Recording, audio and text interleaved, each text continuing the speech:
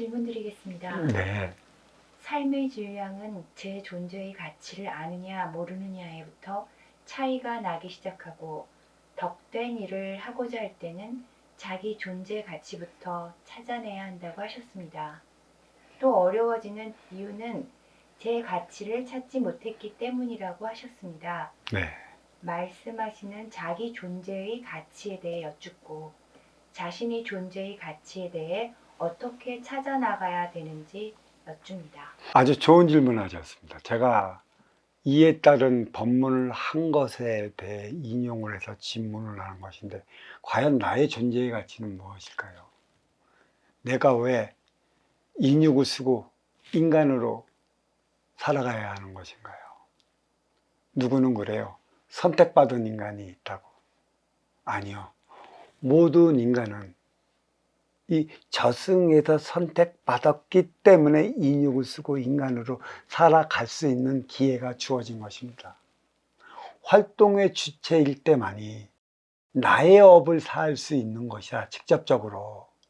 또 이 저승에 있는 영혼들이 인간으로서 윤회의 기회를 기다리기 위한 것은 몇 억억 검년을 기다려도 받지 못하는 인연이 있고, 또 내일 모레면 받는 인연이 있어요.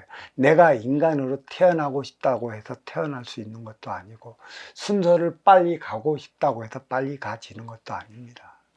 이런 소리 있지 않습니까? 영혼이 인간으로 태어나기 위한 그 관문이 바늘구멍보다 적다는 소리가 있습니다. 그래, 인간의 일생은 한순간이라. 그래서 어떤 시인은 그러지 않았습니까? 100년도 살지 못하는 인간이 1000년의 인심으로 살아간다고 비웃지 않습니까? 나는 나의 삶을 살아가기 위한 것에 있어요.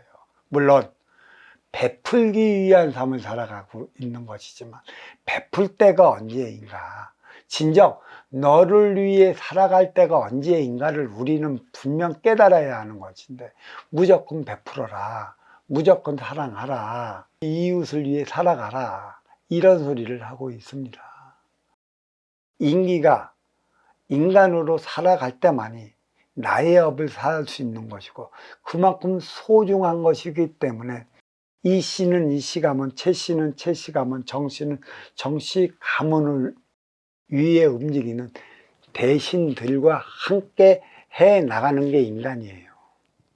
이 자손이 명이 났을 때만이 이 자손을 보호해주는 이 대신들도 공적이 쌓여지는 것이지, 이 자손이 그에 따른 행위를 다하지 못하면 이 대신들도 그에 따른 행위를 다하지 못한 것이라, 이것도 저것도 아닌 삶을 살아가야 되어 있는 것이죠. 물론 육생의 기본금 사주에 따라 갖고 살아가는 게 인간이라, 육생의 기본의 금을 높게 받으면 받을수록, 높이 있으면 있을수록 그를 필요로 하는 인연이 찾아갈 것인데, 그 운용의 주체에게 선택받는 것도 나의 몫이요, 그 운용의 주체와 함께 해 나가는 것도 나의 몫이다. 활동의 주체였을 때는 그와 함께 나가기 위한 나의 실력을 길러야 하는 것이고, 운용의 주체였을 때는 아쉬워 찾아오는 활동의 주체를 위해 함께 살아가기 위한 정신력을 키워나가야 하는 것입니다. 인간으로 태어났으면 이 목숨은 내가 내 뜻대로 할 수 있는 건 하나도 없습니다. 모든 기대를, 기운이 크건 기운이 작건 너한테 주어진 것이기 때문에, 우리는 이 인간으로 태어난 이 한순간, 이 일평생, 이 백년 안팎의 삶, 어떻게 살아가야 하는지를 그래서 배우는 것이죠. 나의 존재의 가치를 어떻게 할까?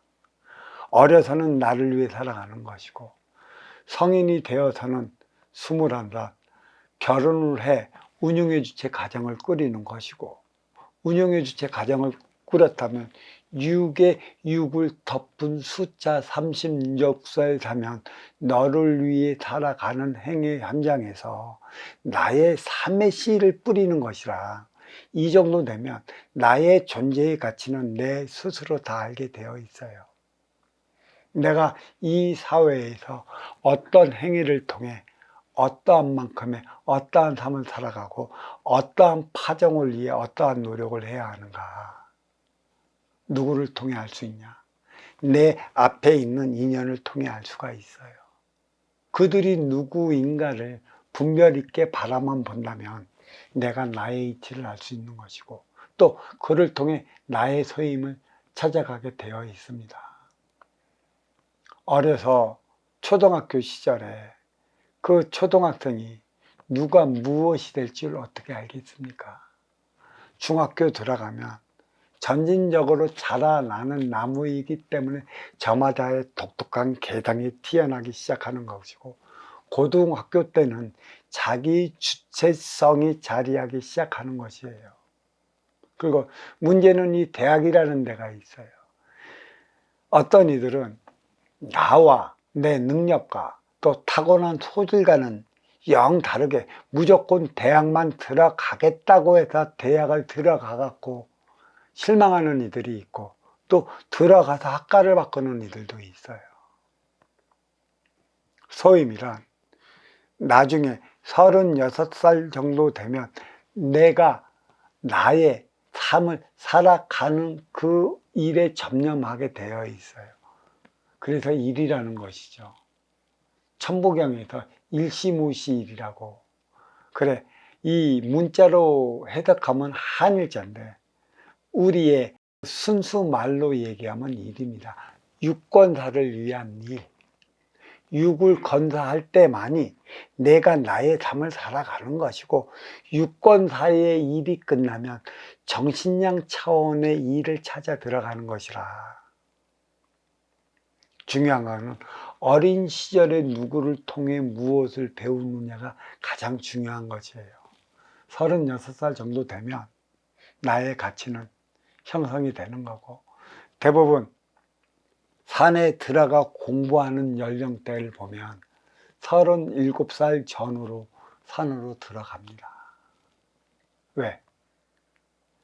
이 산이란 생사여탈의 질량을 담당하는 곳이기 때문에 사회적인 어떤 경험도 없는 어린 시절부터 산 생활을 못해요. 그런 이들은 나이 먹으면 행위 현장 사회로 나가게 되어 있고, 그 경험을 한 다음에 들어와도 다시 들어오지 산에서만 생활하지 못합니다.